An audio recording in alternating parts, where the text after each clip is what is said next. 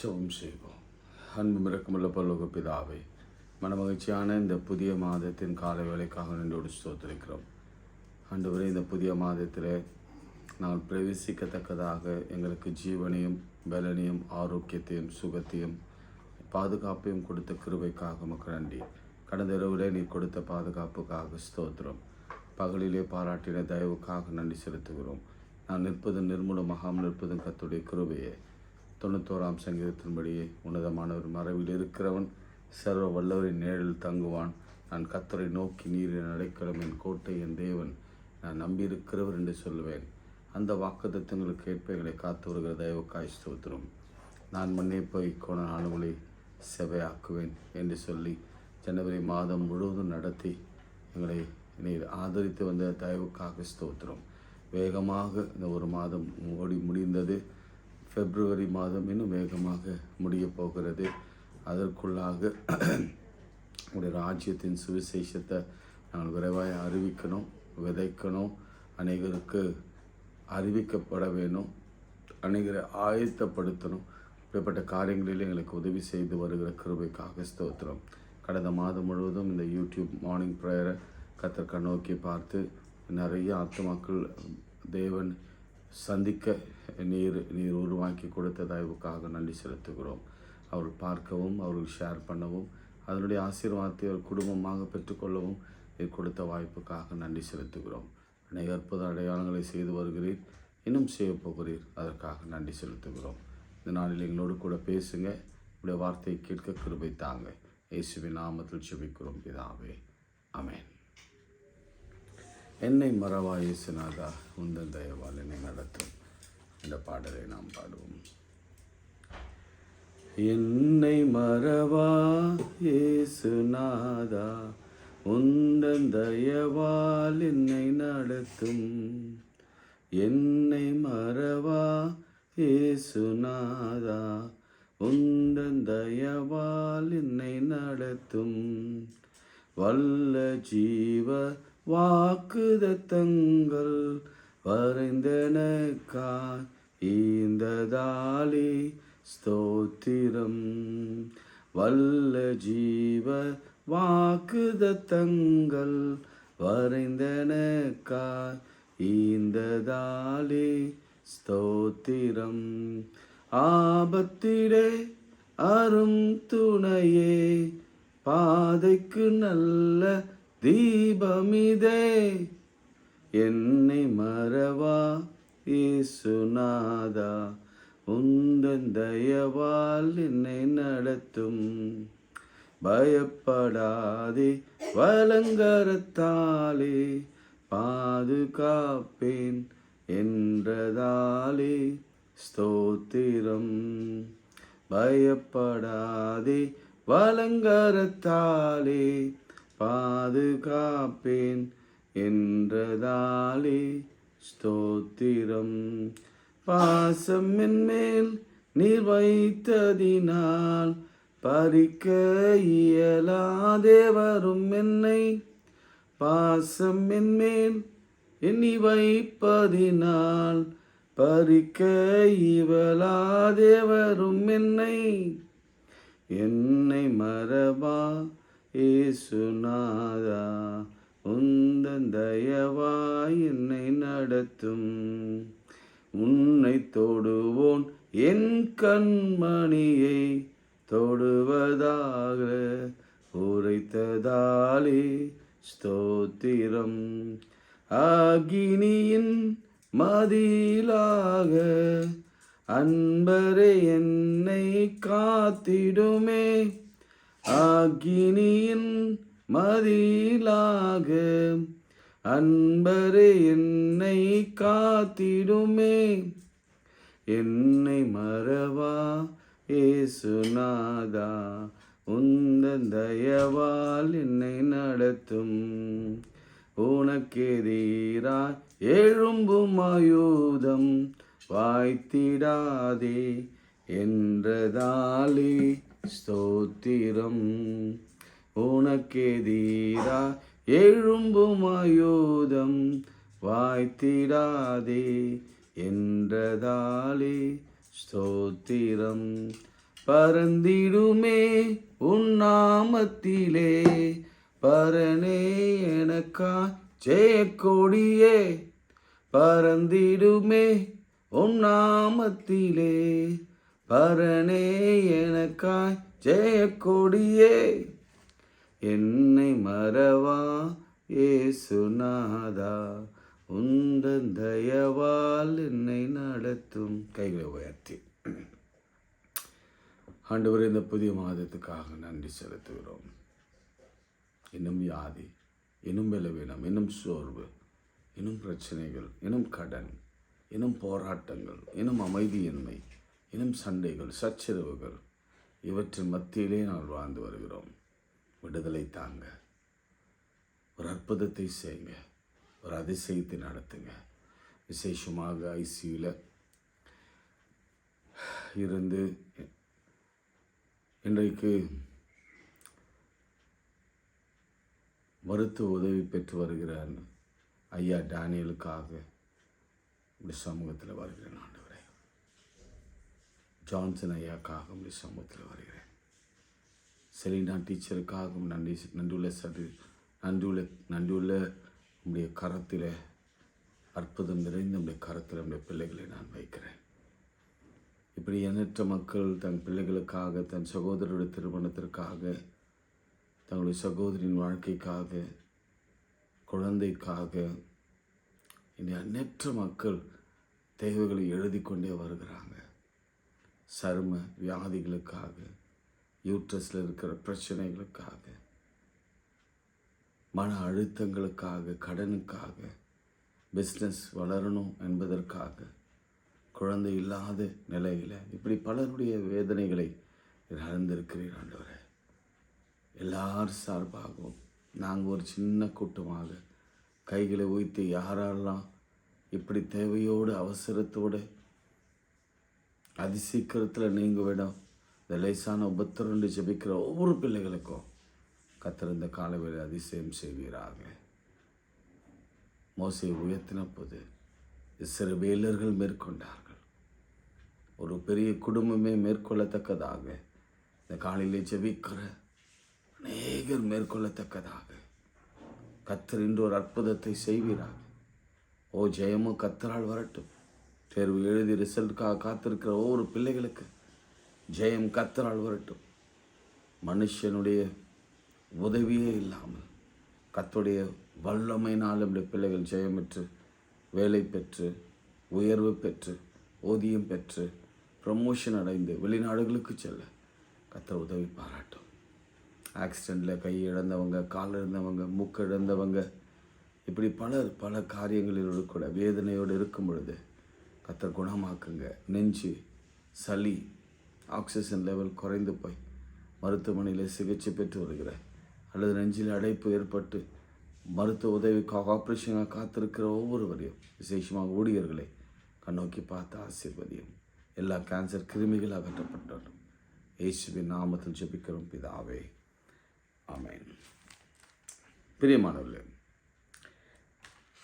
நான் நேற்றைய தினத்தில் கடைசியாக ஒரு வார்த்தையை சொல்லி அதை நான் முடிக்க நான் விரும்புகிறேன். ஆண்டவர் அந்த பிறவி குருடன் அல்லது அந்த குருடனிடத்தில், பார்வையற்றவனிடத்தில் எதிர்பார்த்தது அவனுடைய லெவல் ஆஃப் ஃபெய்த் என்ன என்பது தான். What is your level of faith?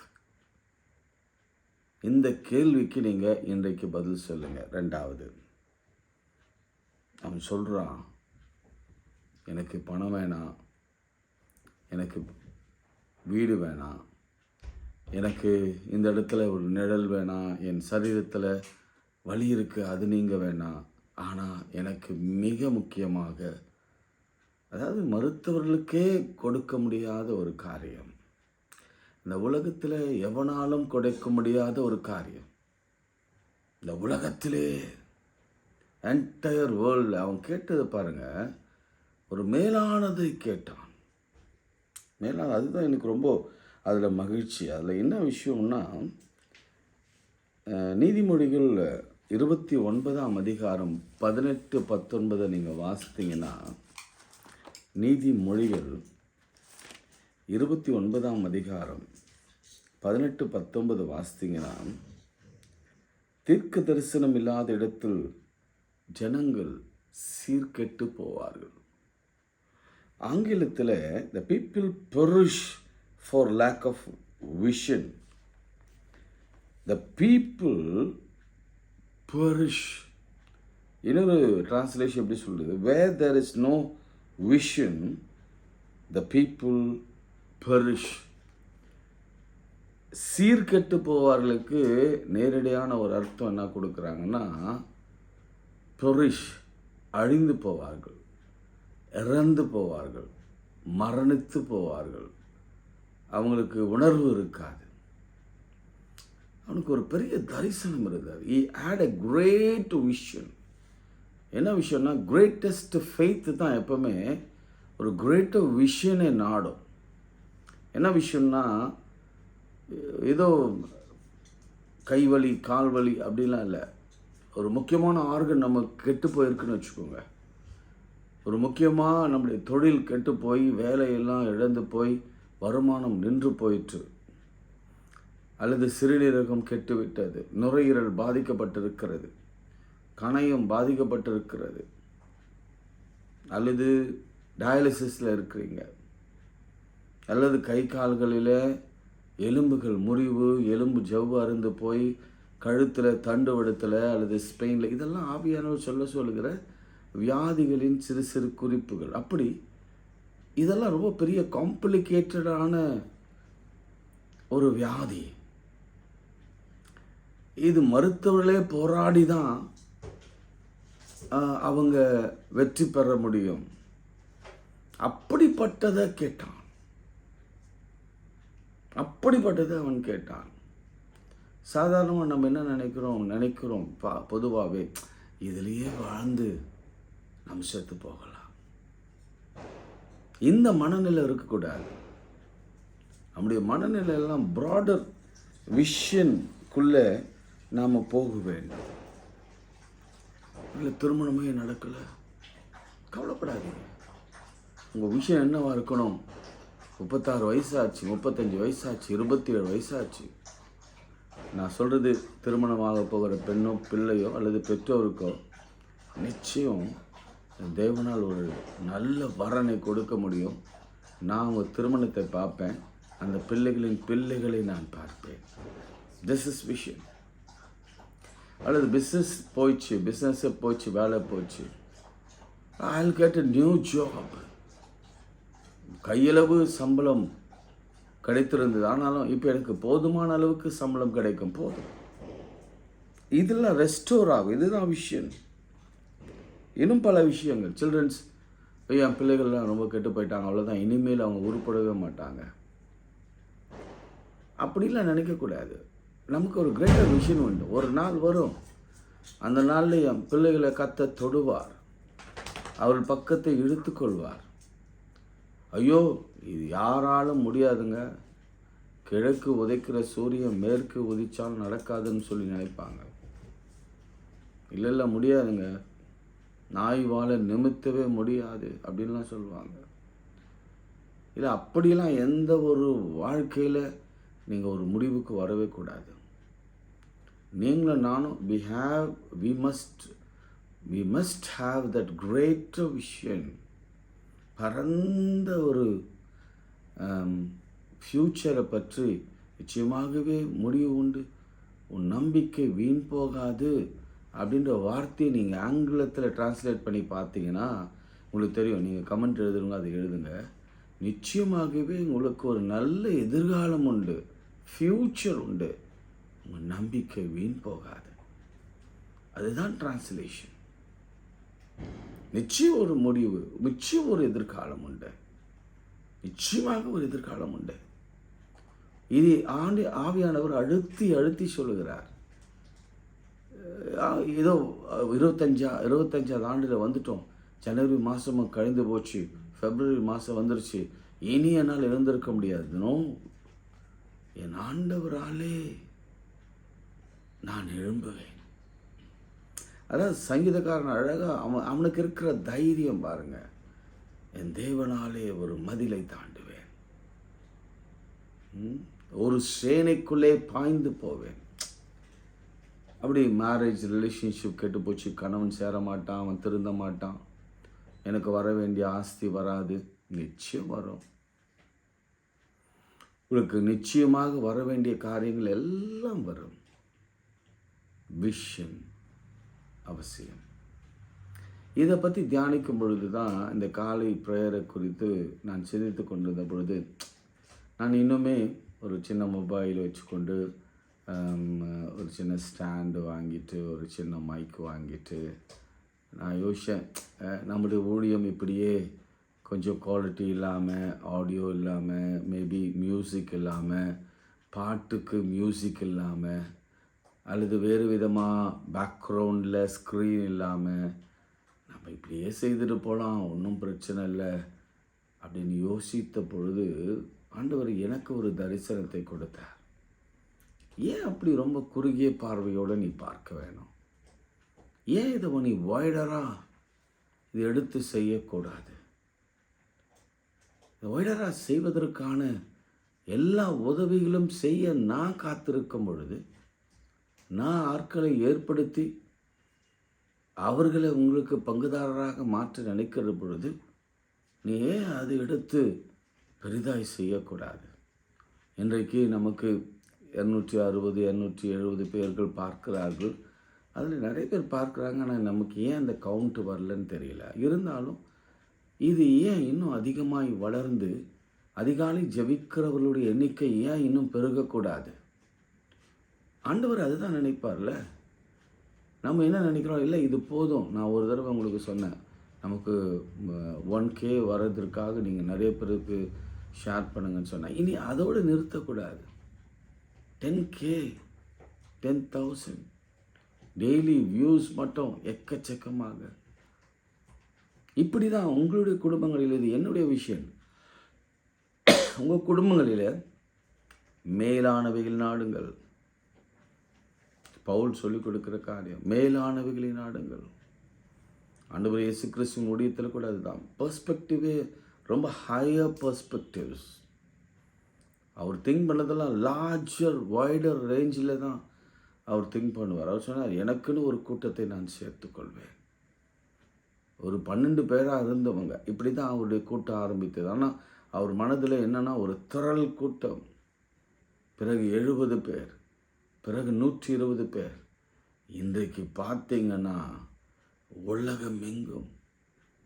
அன்றைக்கி அவர் சாதாரணமாக ஆரம்பித்து யோர்தான் நதிக்கரையில் ஆரம்பித்த ஊழியம் இன்றைக்கி ராஜஸ்கேலில் அவரிடத்தில் வந்த அந்த பிறவிக்குள்ள அந்த ஃபெய்த்துக்குள்ளே வந்துட்டான். என்ன ஃபெய்த்துன்னா, அந்த லெவல் ஆஃப் ஃபெய்த்து தான் அவர் எதிர்பார்க்குறார்.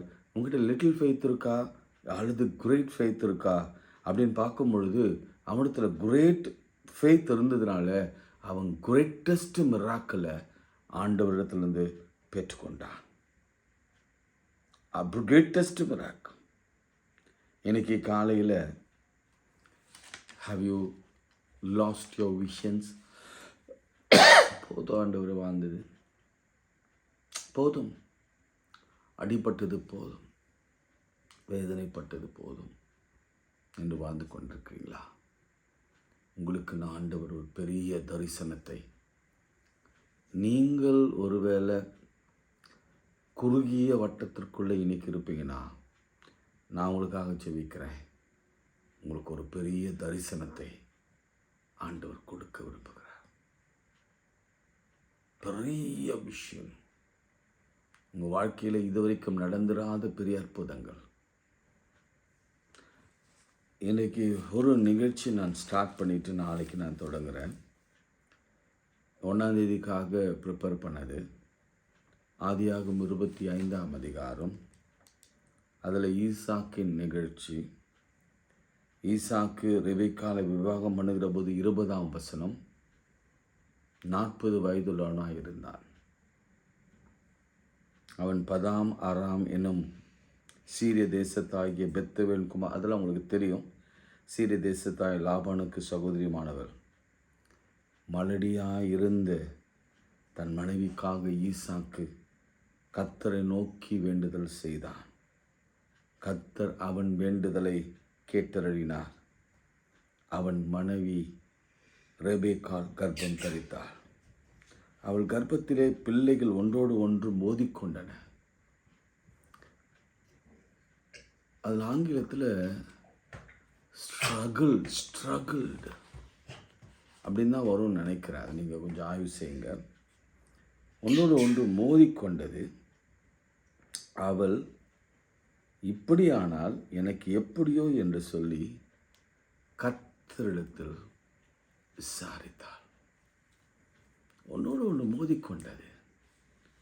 ஆனால் அவள் மனுஷனிடத்தில் போய் சேரவில்லை, கர்த்தரிடத்தில் அவள் விசாரித்தாள். இப்போது ஆண்டவர் ஒரு பெரிய காரியத்தை வெளிப்படு. இப்போது யாரிடத்துல போகிறாங்க, இதை நாளைக்கு நான் டீட்டெயில்டாக பேசுகிறேன். ஆனால் இன்னைக்கு சொல்ல விரும்புகிற காரியம் என்னென்னா, ஈசாக்கும் கர்த்தரை தேடினான்.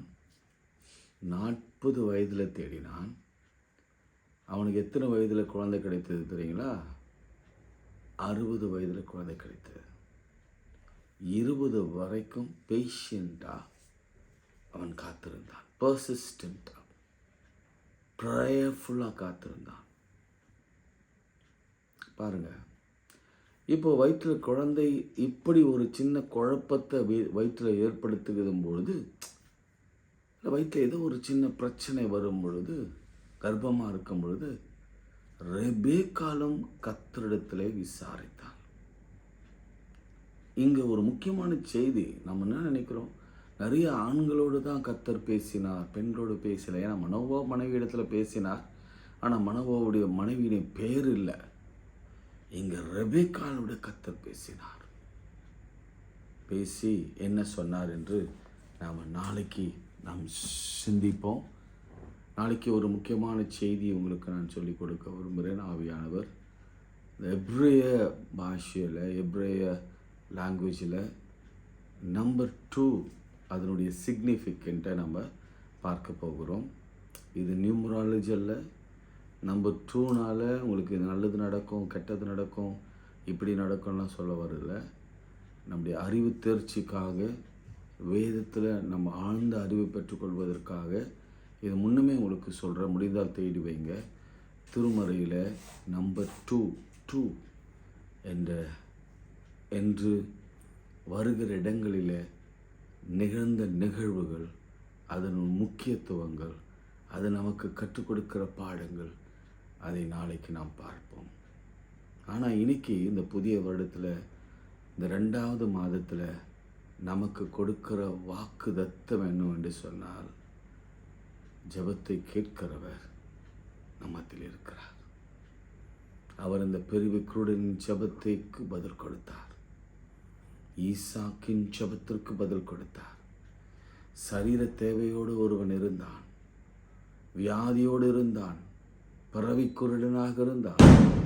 அவனுடைய ஜெபத்திற்கு கர்த்தர் பதில் கொடுத்தார். இங்கே ஈசாக்கு 40 வயதில் தன்னுடைய மனைவிக்காக ஜெபித்தான். பிள்ளை பெறாத அவருடைய மனைவி கர்ப்பம் தரிக்கும்படி கர்த்தர் செய்தார். 20 வருடம் கழித்து குழந்தைகளை கொடுத்தார். ரெபேக்காள் ஆண்டவரிடத்தில் கேட்டாள்.